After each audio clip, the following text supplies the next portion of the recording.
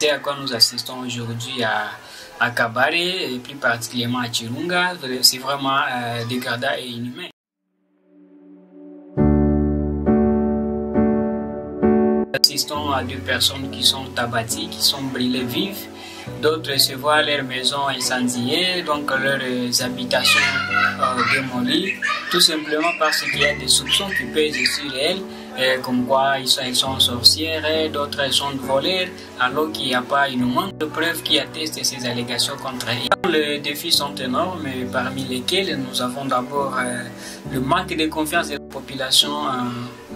à l'égard des éléments de l'ordre, à l'égard de la justice. Il y a la faiblesse de l'autorité de l'État dans notre entité parce que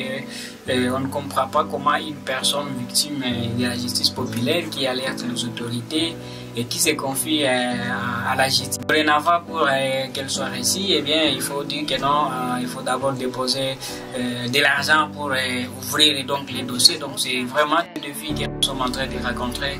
avec la justice. D'abord, il faut qu'il y ait un rétablissement de l'autorité de l'État. Il faut aussi donc des poursuites à l'égard des auteurs de ces cas de justice populaire, mais aussi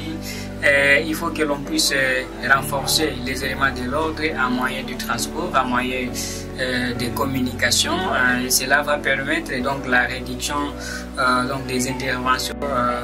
tardives des éléments de l'ordre, parce qu'il arrive souvent qu'on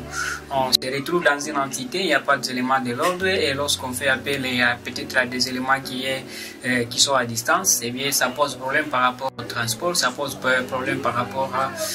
aux moyens donc de communication entre les différents éléments de l'ordre. En tout cas, pour les organisations de la société civile et surtout les organisations EVA dans la province du Sud Kivu, c'est une demande pour qu'elles puissent s'investir de manière active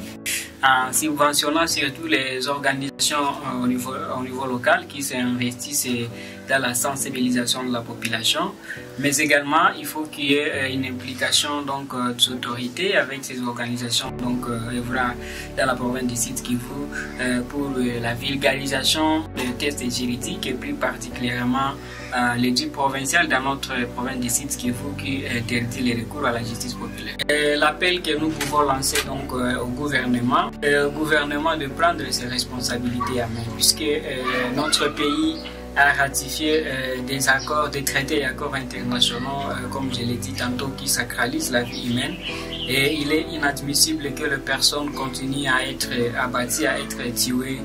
sous les impuissantes autorités. Que les autorités prennent en tout cas des mesures contraignantes qui s'imposent pour que ces phénomènes de justice populaire puissent prendre effet, notamment en sanctionnant les auteurs, en accompagnant les organisations